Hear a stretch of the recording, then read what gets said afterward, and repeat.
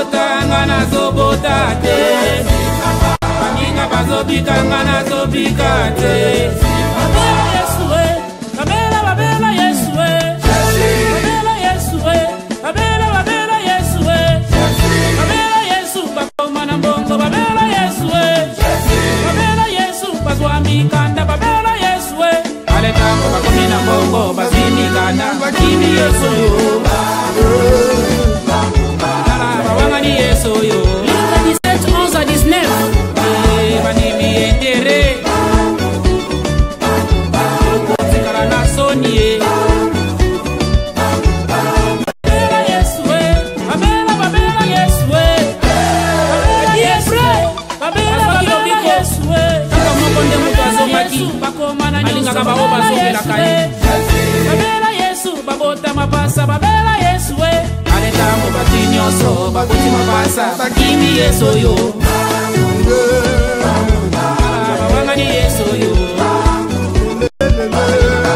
bazongelaka ye bakomi bato ya maba ye boyaki nyetere kozikala na soni ye azali bolingo balingaka oyo bayaka epa na ye kumama na yo nzambe ya Pasteur Jires Ngandu l'église des soleils de gloire.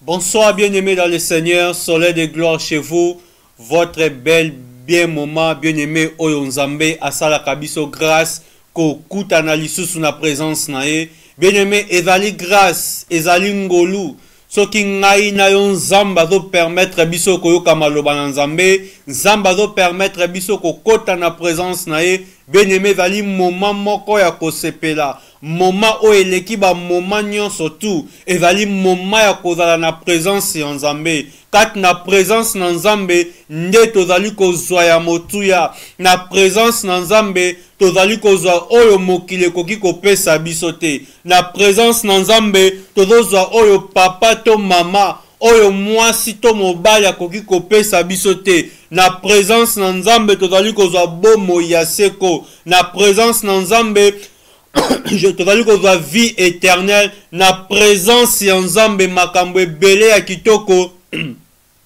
ezo landa bomo inabiso. Zambe na lola akumisama, Zambe na lola azwa élevé, Zambe na lola atomba malikolo ya bakombo nyonso tu oya sali ngana yo grâce na mokola lelo tozala en vie tokumisi Nzambe to pambolie to netolie pona bolingo pe bolamu na ekati na vie na biso Zambe na lola azwa lokumu.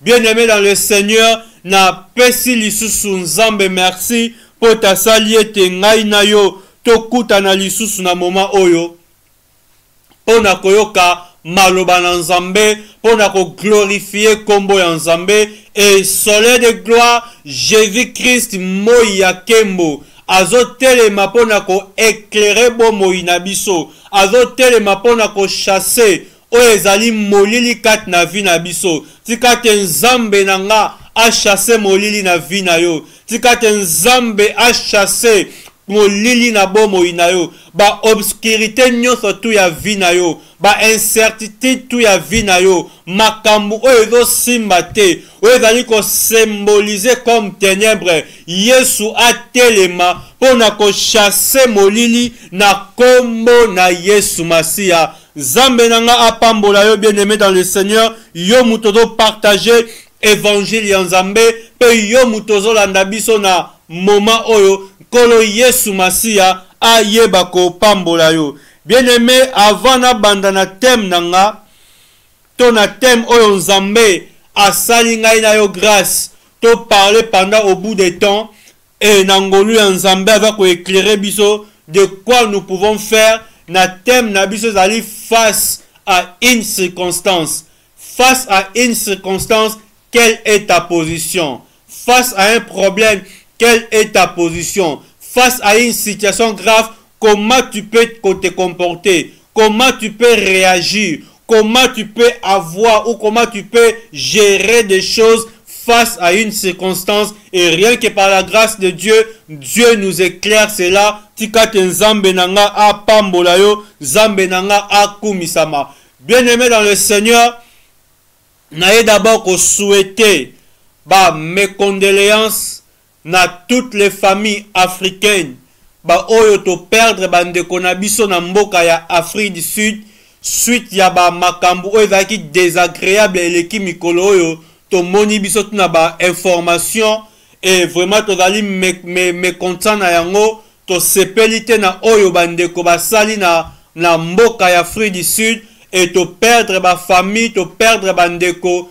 et to yé vraiment ko pesa mes condoléances na état surtout africain o perdre compatriotes na bango et to pesika kanzambe merci to kosenga na bandeko na biso ya sud-africain de ne plus répéter ces actes parce que nous sommes des frères, nous sommes tous les Africains et nous sommes obligés à kofanda bisika surtout oyo vi ezo pesa melabiso et acte wana ezali condamnable vraiment en tant qu'Africain. Ce n'est pas bien. Alors si entre nous les Africains alors le blanc comment bakosala biso bako maltraiter biso toujours totika kosala acte wana barbarie eza vraiment kito côté vraiment en tant qu'un homme de Dieu. Je dis que ce n'est pas bon.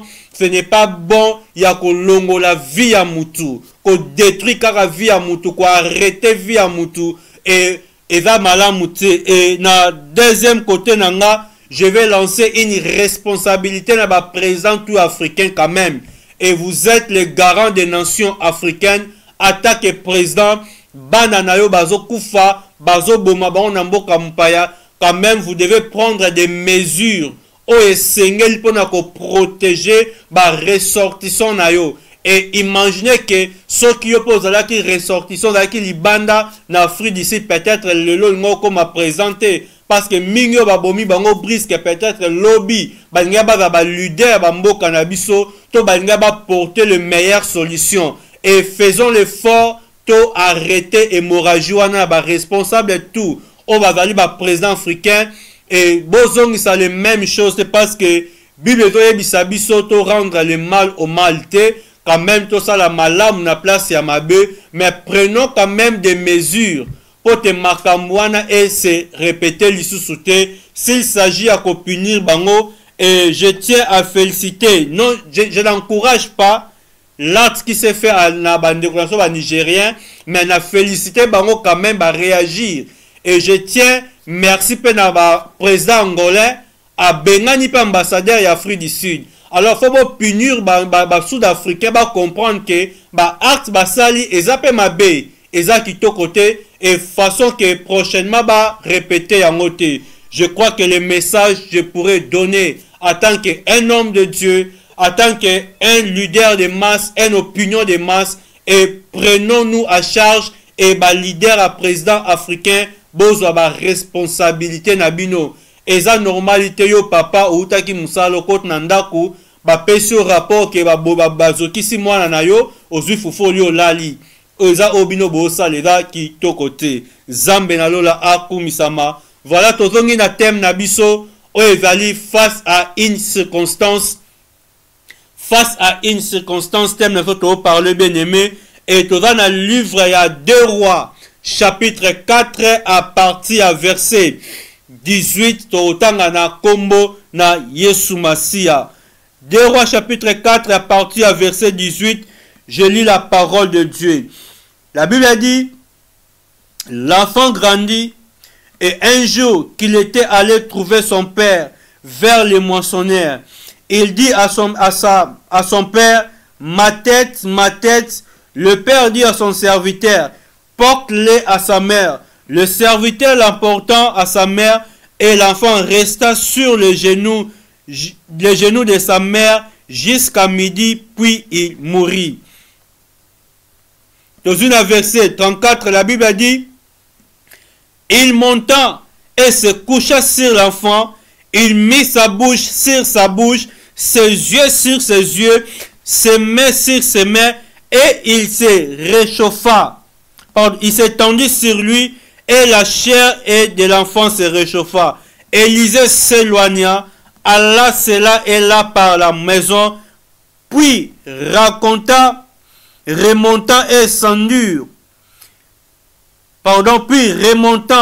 et s'étendit sur l'enfant, et l'enfant éternua 7 fois, et il ouvrit les yeux. Amen. Zambe na lola azwa lokumu. Bien-aimé, tozoloba sur quelle est ta position face à une circonstance. Face à une circonstance de nini yoko sala, nini yoko réagir. Bible bisabiso ezalaki na la femme sinamite. Oya bandaki kobota te. Oya azalaki stérile na vie na ye. Un jour, Nzamba sali ye grâce, mwana mwasi oyo aye kozwa zemi. Et aye kobota, mwana koli, et pendant quelques temps, la Bible lobi, mwana a fait déranger malade ya mutu, ba memi e pa mama na ye, mwana wana aye kokufa. Maman na ye, devant la mort de son enfant, la Bible a dit, azu mwana, ake na ye na chambre oyo Élisée, le serviteur de Dieu abandonné kolala, a déposé moi et puis Bible lobi a bengi mobile ne batin de la an batin de la punda po akende na montagne pour rencontrer l'homme de Dieu et mobile na ya tourni est-ce que ça va alobi oui tout va bien. C'est ça la position de cette dame, la position de cette maman. Alobi tout va bien et tout va bien au moment où son enfant est mort, au moment où a déposé cadavre na kati ya ndaku, mais ya lobi tout va bien. Alors moi si oyo bien aimé dans le Seigneur, totanga ki yango toloba ki ete il fallait qu'il a se paniquer, il fallait qu'il a banda kolela, il fallait qu'il a zanga maîtrise, il fallait qu'il a banda komi bwaka na mabele, il fallait qu'il a banda koloba de gauche à droite. Mais la Bible nous dit, la Bible nous enseigne, cette femme, on a l'image de l'église. Amen. L'image de l'église. Pendant un moment où tout est passé, la Bible a dit, cette femme a qui position mususu. A qui position ya louange et adoration. A qui position ya rencontrer l'homme de Dieu. Et la Bible a dit, lorsqu'il écoute un homme de Dieu, la Bible a dit, il se prosterna et il baisa le pied de l'homme de Dieu en disant, l'Éternel est vivant. Amen. Donc cette femme, devant situation, oya likambo azalaki nango, abandi nanu kokumi sans Nzambe, abandi nanu ko adorer Nzambe, abandi ko élever Nzambe likolo ya ka oya azalaki nango. Et à cause ya élévation oyo mwana mwasi oyo atombolaki Nzambe na vie na ye, atombolaki kombo ya Yesu na bomoi na ye, Nzambe ayaki kosala grâce, Nzambe aye kozongisela ye mwana. Amen. Nzambe aye ko ressusciter mwana na ye. Et biso tozoloba bien aimé, je m'excuse, face à une situation, face à une circonstance, quelle est ta position? Quelle est ton attitude? Attitude na yo ezalaka ndenge nini? Attitude na yo, maloba na yo, osalaka ndenge nini liboso ya problème? Mingi liboso ya problème, bien aimé, maîtrise ezalaka te. Mingi liboso ya problème, bazali ko se paniquer. Mingi liboso ya problème, bazoyeba eloko ya kosala te. Mingi liboso ya problème, baza komitungisama. Bien aimé, c'est vrai qu'il y a la facilité. Tant on va aller liboso ya problème, tant on likambo yelio brisque, ozoye bandenge nini yoko réagir te, ozoye bandenge nini yako salate. Mais la Bible nous donne l'exemple de la femme oya sinamite, na place yalela, na place à lukabatu, na place à kene na gauche to droite, balobi ake koluka mosali na Nzambe na montagne. Etango ake akutana mosali na Nzambe na montagne, abandi ko adorer d'abord Nzambe, na kotombola Nzambe pe na koloba alobi que l'Éternel est vivant et ton âme est vivant. Bien-aimé, l'Éternel est vivant.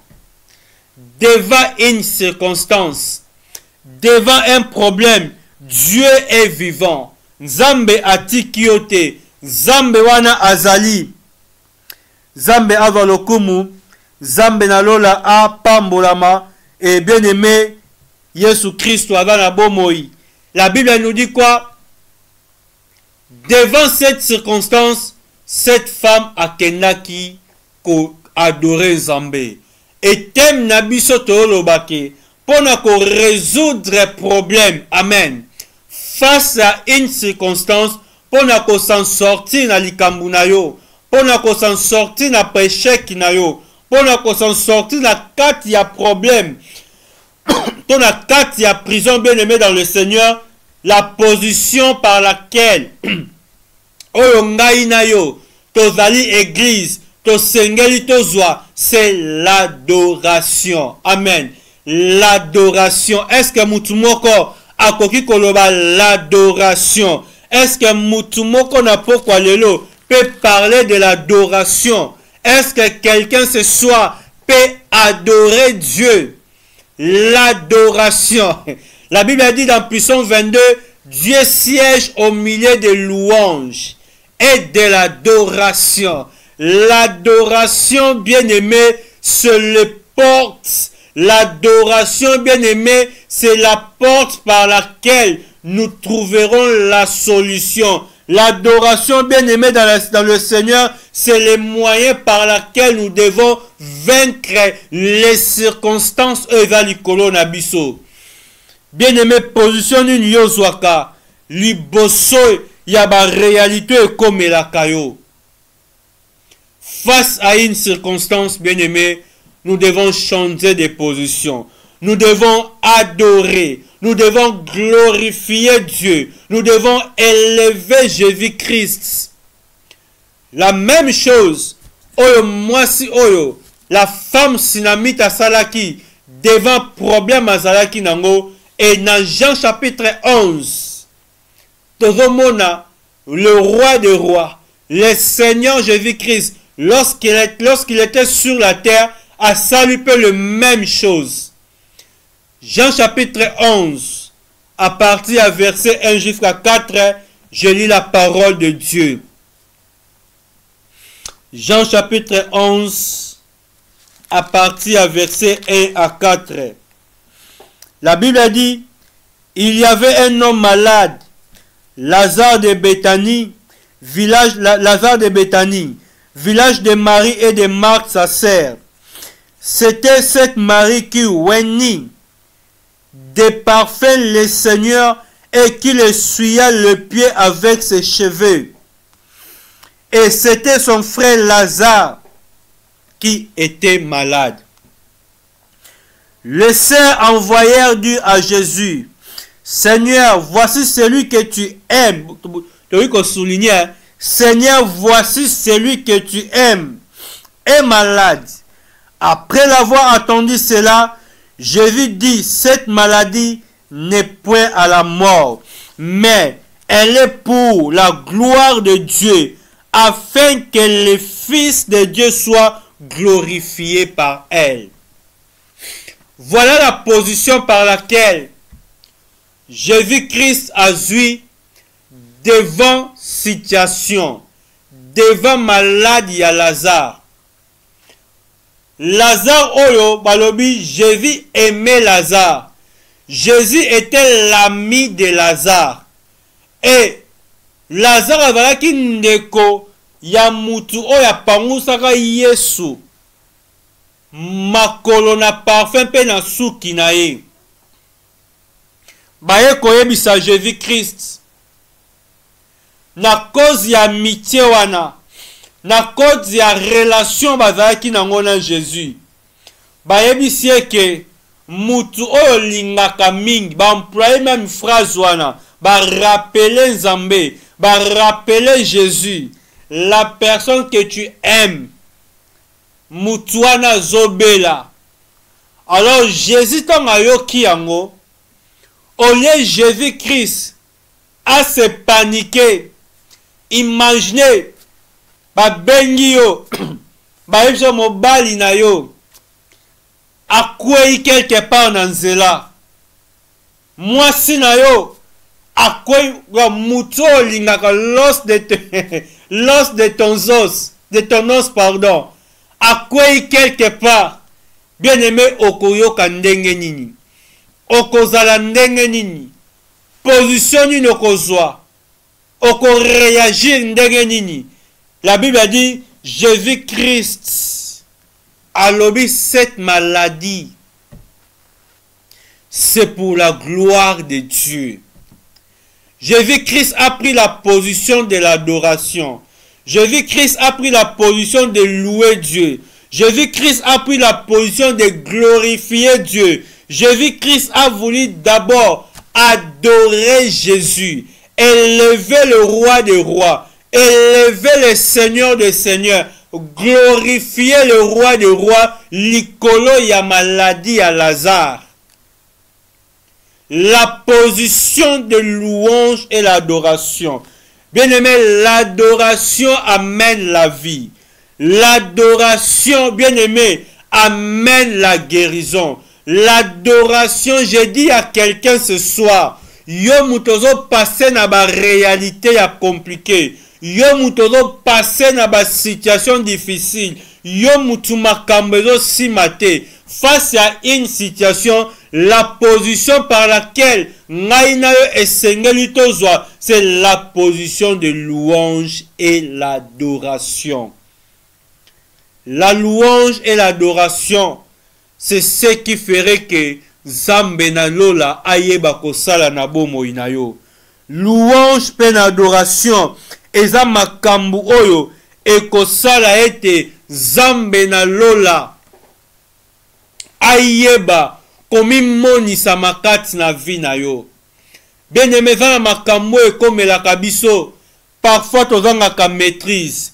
Parfois toyebaka te ndenge nini ya kotraite yango. Parfois toyebaka te lolenge nini ya kosala. Parfois tokomaka panike. Tozoyeba te tokobanda wapi tokosuka wapi. Mwana mwasi oyo na place abanda kolela. Na place abanda koluka ndenge nini ya kosala pona mwana ne akufaki. La Bible a dit a déposer problème na ye, a déposer mikumba na ye, ake koluka nzambe oyo aza likolo ya problème wana. Abandi ko glorifier nzambe, abandi ko louer nzambe, abandi ko adorer nzambe. Bien aimé dans le Seigneur, nazo yebisa yo adoration na yo. Adoration na yo pe louange na yo. Et que ça la été situation ya vie na yo chanter. Adoration pe louange na yo. Et que ça la été makambo ebele et souka na vie na yo. Adoration et chanzaka ba problème. Adoration bien aimé et boulevexaka makambo ya monda molili. Adoration bien aimé et longola kamaladi. Adoration, les vraies adorations. Pendant que vous avez adoré Nzambe, pendant que vous avez tombé Nzambe, bien aimé, l'adoration c'est quoi? Nous parlons de l'adoration, mais l'adoration, bien aimé, c'est quoi? L'adoration, c'est dire à Dieu ce qu'il est. Koyebisa Nzambe oyazali. Ko adorer Nzambe, ozo ko adorer Nzambe, ko yebisa Nzambe oyo azali pona yo, pe oyo ye Nzambe azali. Bien aimé, pendant que fukami, pendant que ozo ko adorer, otali problème na yo, otali likambo ezo déranger yo, otali makambu moko te zo simba na vie na yo, otali likambu moko te zo ko avancer pai na yo, e makambu tu etelemi moko te zo tambola, olobi na kokende wapi, ozangi mutu akokotela yo, ozangi mutu akolobela yo, oke na gauche simbi te, oke na droite simbi te, obeleli batu solution ezwami te. Bien aimé, face à une circonstance, changer position na yo. kozwa position ya faiblesse te, kozwaka position ya kolukaka batu te, kozwaka position ya kolelelaka batu te, kozwaka position ya koselamantaka air nyonso tu te. Mais change la position. Bien aimé, nous sommes dans le soir. Tout dans le monde où tu dois traverser pendant la nuit.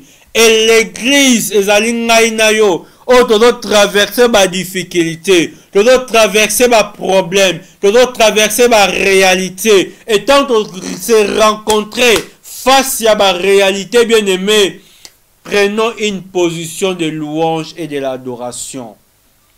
Affléchis nos genoux. Adorons Dieu. Prions Dieu. Et l'éternel Dieu va faire quelque chose. La Bible a dit, Jésus-Christ m'a ébissé que Lazare a koufi. Et Yesu Masi a bien aimé, tant à yé, na verset 11, il y a Nabiso Abazo Baete, ceux qui t'ont tangi besoin Sabiso Nini. Na verset 11, Bazo Bake, Jésus-Christ en Arabi, après ses paroles, il leur dit, Lazare, notre ami, dort, mais je vais les réveiller. Bien aimé, Nzamba ko réveiller. Oyo nyonso te kufaki na vie na yo. Adoration na yo et ko réveiller makambo tu elalaki na vie na yo. Adoration pe louange na yo et ko réveiller makambo nyonso tu bande ko marcher te na vie na yo. Louange pe adoration oyo ko adorer Nzambe et ko sala ete ba chaîne katana et ko sala ete ba prison e bukana. Et comme ça, là, été bateau, bakambo et koufaki et la mouka. Jésus-Christ a dit, je vais les réveiller. Et qu'est-ce qui ferait que makambo na yo et la mouka? Nini ko ça, là, été makambo tout oya yo bebaki et tombama. C'est par le louange et l'adoration. Est-ce qu'il y a quelqu'un qui peut changer la position? Est-ce qu'il y a quelqu'un qui peut prendre l'attitude d'adorer Dieu face à un problème, face à ma difficulté aux autres traversées, face à ma kambo et aux lekelayo, pour nanin ko adorer Nzambe te? Verset 22, la Bible nous dit, mais maintenant même, je sais que tout ce que tu demandes à Dieu, te l'accorde. Wana Marthe azoyebisana Seigneur Jésus-Christ. Alobi oyo to sengaka na Nzambe, Zamba yeba kopesa yo. Na verset 40, Jésus-Christ alobi, Jésus lui dit, ne t'ai-je pas dit, si tu crois, tu verras la gloire de Dieu. Ils ôtèrent donc la pierre et Jésus leva. Bien aimé, la Bible a dit, lorsqu'ils ont ôté la pierre, la Bible a dit, Jésus leva les yeux en haut et dit, Père, je te rends grâce de tout ce que tu m'as exaucé. La première chose que l'Éternel Dieu a fait, la première chose que le roi des rois a fait, la première chose que le Seigneur Jésus-Christ a fait, liboso ya mort, liboso ya Lazare, oya kufaki, oya poli, oya vana kati ya tombo, Yesu Masia, tanga koma kiwana, Yesu Masia, a se paniquete, a simba ki motute. La Bible a dit, Jésus leva les yeux, a glorifier na Nzambe, à rendre Nzambe action de grâce. Et bien aimé, lorsque Jésus a rendu la louange et l'adoration, cela veut dire que devant la mort, Jésus-Christ a bandi ko tombo la kombo ya Nzambe. Devant la mort, Jésus-Christ a bandi ko élever Dieu. Devant la mort, Jésus-Christ a bandi ko glorifier le roi des rois. Devant la mort, Jésus-Christ a bandi ko tombo la Nzambe na nguya. Devant Lazare na tombo, pardon, Jésus-Christ a bandi ko adorer. Bien-aimé, lorsque tu adores Dieu, oza koyebisa Nzambe, tu es plus grand que la mort. Tu es plus fort que nos ennemis. Tu es plus fort que la maladie. Tu es plus fort que notre force. Tu es plus fort que mes faiblesses. Oza kotombola Nzambe likola ba problème na yo. Nzambe tango adoration ezo mata, tango louange ezo kota bien-aimé, l'Éternel va agir. Et Lazare était ressuscité.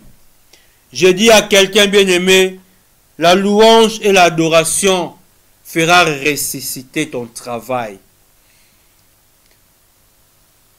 Musala na yo ekufaki, musala na yo oyebebaki, à cause de la louange et l'adoration, Zamba kosala ete makambu na yo ekoma ressuscité. Lise quoi? Et yaka na louange pe na adoration. Adoration et memaka guérison. Adoration et memaka lobiko. Adoration pe louange et brisaka ba chaîne. Adoration pe louange bien aimé et kataka ba chaîne na vie na biso. Adoration pe louange. N'habite ce qui moutouma ozo comprendre nga. Bandeko ba esi biso. Moi, problème, il y a lumière, mouké. N'abi que Régie avec ko bongisa déjà. Régie avec Simbango. Bien aimé, louange et adoration est très important quand na vie na biso. Louange et adoration nde yango eko sala ete makambu nyonso tu ekende liboso. Louange et adoration et que ça a été vie na yo échanger liboso na batu ba circonstance muto mususu tokuta nango ba problème so ela kabiso na vie bien-aimé na mayele na biso toko traitango te na ba capacité intellectuelle na biso na maladie misusu bien-aimé minganga ba kosala eloko moko te minganga ba ko traiter ba okoma na suka mais lorsque toko banda ko adorer Nzambe, lorsque toko banda ko élever le roi des rois, ne par là bien-aimé tozoko mona gloire na vie na biso. Est-ce qu'on ko changer attitude na yo? Position ya kolela mingi na vie na bien-aimé, il faut ici là. Position na yo bien-aimé dans le Seigneur. Ya kolela kana miso abatu, il faut changer. Position na yo bien-aimé. Tango likambo ezali ya ko se lamentaka. Ya ko se lamenter. Il faut yeba ko si la bien-aimé. Nous devons adorer Jésus-Christ face à ba problème na biso. Bien-aimé, dans Jean chapitre 4, Bible veut biso était Jean chapitre 4 à partir à verset 23. Je lis au nom de Jésus-Christ. La Bible a dit, mais l'heure vient, elle est déjà venue, où les vrais adorateurs adoreront le Père en esprit et en vérité. Amen. Bien-aimé, la Bible a dit, l'heure vient, elle est déjà venue, où les vrais adorateurs adoreront le Père en esprit et en vérité. Bien-aimé, toza na moment oyo, oyo sengel na biso ko adorer Nzambe. L'église eva na moment ke ya ko adorer Nzambe. L'église eva na moment ya ko louer Nzambe. L'église pendant la durée, pendant ce moment où l'église a eu qu'on traverser vers la fin, où l'église va traverser vers sa fin, c'est l'heure là où on a yo et sengel to yeba ko adorer Nzambe. Face à la réalité, face à la problème, bien aimé, et va makambu mususu. Tikana yebisa yo bien aimé. Paul na Silas na kati ya prison bakangi bango na sepelaka na verset wana bien aimé Dans Actes chapitre 16, à partir à 22, la Bible dit, la foule se soulevait contre Paul et Silas et ordonné, bien aimé dans le Seigneur, beta bango. Et la Bible a dit, après avoir chargé de coups, Paul na Silas ordonné, boua kabango na prison. Bien aimé, Paul na Silas batalaki gauche te, se lamenté devant les quatre coins, les quatre murs de la prison. Bende ya makasi, Paul na Silas balobi nini tokosala oyo kobuka prison, nini tokosala bien aimé loko nini yoko sala oyo kokweisa ba prison te kangayo, nini yoko sala bien aimé dans le Seigneur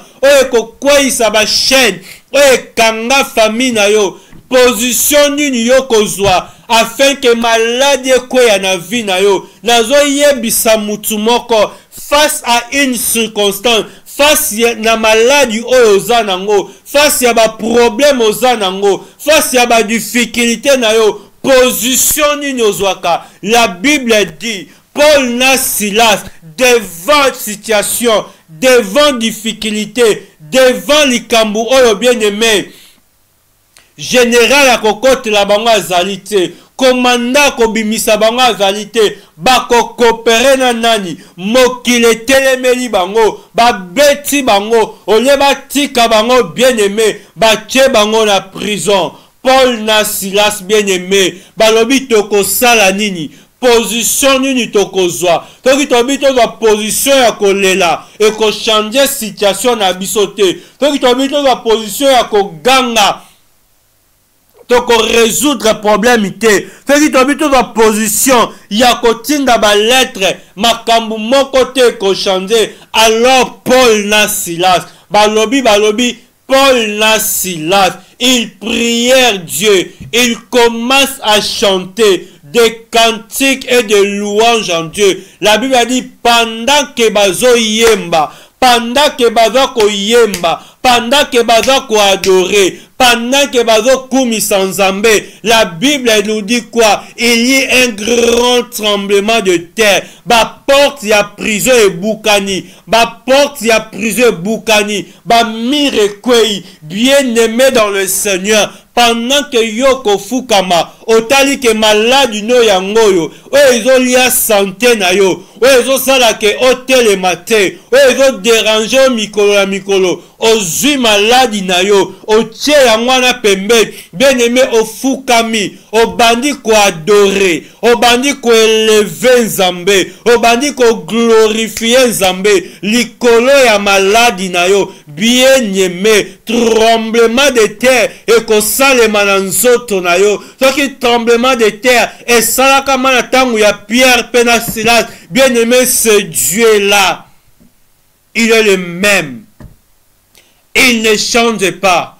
Ce Dieu là est vivant. Ce Dieu là que je te prêche, bien aimé, ton adoration fera que des choses puissent trembler. Pendant que yo bandi ko adorer, bien aimé, il y aura un tremblement na kati ya nzoto na yo. Pendant que tremblement nezo salema, l'Éternel Dieu a bandi ko telema. L'Éternel Dieu a bandi ko adoration. L'Éternel Dieu, c'est lui qui siège au milieu des louanges et l'adoration. Lorsque toi tu adores, lorsque toi tu glorifies Dieu, l'Éternel Dieu vient siéger dans ta vie. Tant Nzamba zoa ko siéger na vie na yo, yeba ke na maladi, yeba ke o efanaki na nzoto. La Bible dit ebandi ko kita, ebandi ko kende, ekotika yo. Nazo yebisa mutu moko oumeli na difficulté wana, po difficulté tika yo, zwa position ya ko adorer Nzambe, ya ko louer Nzambe, ya ko yembela Nzambe, ya ba cantique de louange et de l'adoration. Bandaka ko adorer, adoration na yo bien aimé, et ko changer vie na yo, adoration na yo bien aimé, et ko silisa maladi na vie na yo, adoration oyo ko adorer Nzambe ekomema lobiko na ndaku na yo. Adoration bien-aimé ekomema vie na ndaku na yo. Adoration na yo ekomema réussite. Quelle est ta position face à une circonstance, face à l'échec, bien-aimé? Quelle est ta position? Bien-aimé, nous parlons ce dernier temps de l'adoration. Aujourd'hui, l'Église n'adore pas. Aujourd'hui, l'Église ne loue pas l'Éternel, notre Dieu. Aujourd'hui, bien-aimé, tant que tu as un problème, bien-aimé, va à Moutoumon la Bible, na kombo ya Jérémie, na mokanda na lamentation, bien-aimé. Jérémie va se lamenter. Jérémie aza kolela face à ba kambu e komela kiye, face à ba problème e komela kiye. Jérémie a se lamenté, mais Jérémie a l'obiété. Et là qu'on a koki ko repasser na motema nanga. Alobi soki na tali pasi nanga. Bien-aimé, est-ce que là moutouma kota la pasi na ye? Est-ce que moutouma kota la bana na ye ba souffrir? Est-ce que moutouma kota la difficulté na pokwa lelo? Jérémie bi soki na tali pasi pe difficulté na va na yango. Soki na tali ba souffrance na va na yango. Alors c'est que je peux repasser dans mon cœur. Ce que je peux repasser dans mon cœur, ce qui me donnera encore l'espérance de vivre. Bien-aimé, ce que tu dois repasser dans ton cœur, ce que tu dois faire dans ta vie, c'est d'adorer Dieu, c'est de louer Dieu, c'est de glorifier. Bien, au lieu de tombola nzambe likolo ya ba problème na yo. Tant ozo tombola nzambe likolo ya échec na yo. Tant ozo tombola nzambe likolo ba difficulté na yo. Tant ozo tombola nzambe likolo ya ba maladie na yo. Tant nzamba za ko se glorifier. Bien-aimé, automatiquement maladie kotika vie na yo. Automatiquement échec kotika yo. Automatiquement célibat kotika yo. Automatiquement chômage kotika yo. Automatiquement esprit de mort kotika yo. Automatiquement malheur ko quitter na famille na yo. Louange pe adoration, bien-aimé, et ko changer réalité pe situation à vie na yo.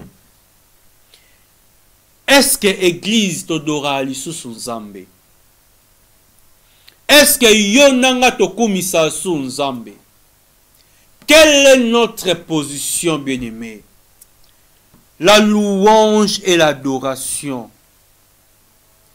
To sala kandenge nini, bien-aimé, face ya ba situation actuelle oza ko mener na ndako na yo. Monsieur mo ayemba alobi ngana tika kolela. Ngana longola loboko na litama pote na yebi masi ya longaki. Ngana tika komitungisama. Ngana longola loboko na litama parce que Nzambe a longaki. Bien-aimé, ton Dieu a longaki. Longola loboko na litama. Changer position na yo. Changer façon na yo ya komona makambo. Changer façon na yo ya ko concevoir makambo. Na yebi mokili eza passe. Mondo tozali eza facilité. Mingi bazo luka échec na yo. Mingi bazo luka liwa na yo. Mingi bazo luka yo kweya. Mingi bazo luka yo beba. Mingi bazo luka ba boma yo. Pe bien-aimé zinga na yo. Bantouré yo na batu ya mabe. Bantouré yo na le malade. Malade entouré yo. Ennemi entouré yo. Kozange paille. Kolele paille. Badouleur paille. oluki solution ozozwa te. Nazoyesa mutu moko solution oyo oluki ozozwa te, changer sikoyo attitude na yo.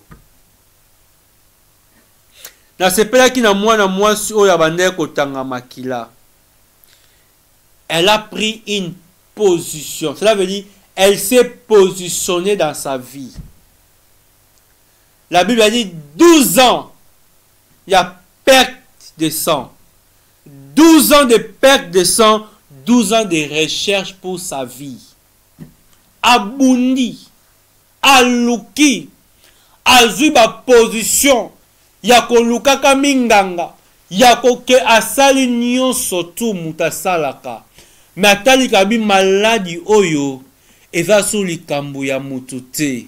Maladi oyo, eza sou likambo ya munganga te. Alobi, je dois aller vers le Seigneur. Je dois aller toucher ce Dieu. Bien-aimé, nous pouvons toucher Dieu par notre adoration. Ton adoration, ton vrai adoration touchera Dieu. Et lorsque ton adoration va toucher Dieu, et ton adoration viendra une solution à ton problème. Maestro Junior Bondo, pendant que tu adores Dieu, il y a d'autres choses. Oyo, ozo koka kozwango te na vie na yo. Et dans ba problème so ko ko résoudre ngo te na vie na yo. Théophile Mulanga. Ba kambu mususu ozo koka ko réaliser ngo te na vie na yo. Et senga kaka o changer façon na yo ya kosambela. Priska Ngandu. Et senga ka façon na yo ya ko adorer mama la dibwita. Béni Monzele, Julien, le temps, la Bible nous dit, l'heure est venue où les vrais adorateurs adoreront l'esprit et en vérité Elian Abissala. Bien-aimé, na lingi karake o changer façon no ya ko adorer. Na lingi to yeba to koma ko adorer Nzambe. Toko mako louer Nzambe pendant qu'on a ko adorer, pendant qu'on a ko louer Nzambe, bien aimé soulagement kotaka. Pendant qu'on a ki na ba stress, bien aimé bandika ko kumisa Nzambe. O bandi ko tombola Nzambe likola ba stress na yo. Au mona ka consolation divine. Guérison likole fongwa maka. Bien aimé na comme na souka vendredi prochain par la grâce de Dieu. Toko louer Nzambe ensemble. Toko yemba biso nyonso to. Toko adorer Nzambe. Bien-aimé, nous allons adorer Nzambe. Na maladie na biso. Na ba difficulté na biso. Na ba inconnu à vie na biso. Et kozwa solution. Na ba problème na biso. Toko adorer. Mon âme bénit l'Éternel. Ton âme doit bénir l'Éternel. Ton âme doit adorer. L'adoration est comme ça la etobika. Adoration bien-aimée dans le Seigneur. Et la clé ya makambunyon surtout. Adoration la clé ya récite ya vinayo. Adoration et louange ya solo et pas ya Nzambe. Pendant qu'on a adorer Nzambe na motema na yo mobimba. Nzamba ko kita. Et tant Nzamba zo kita. Nzamba va ko écraser benemi na yo. Nzamba va ko écraser ba adversaire na yo.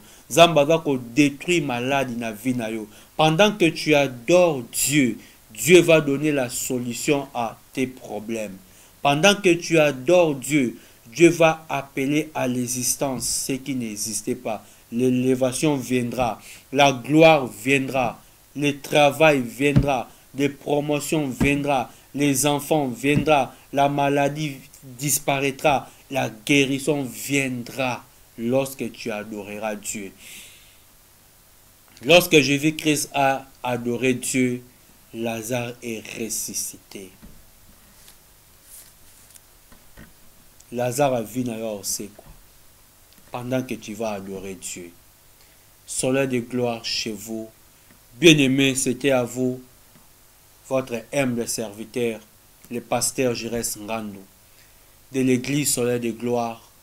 Laisse que Dieu puisse vous visiter pendant votre adoration. Que le Seigneur vous visite pendant votre adoration.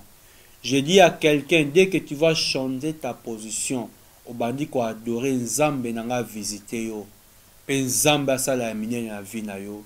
Nzambe a pambola to kutani vendredi prochain.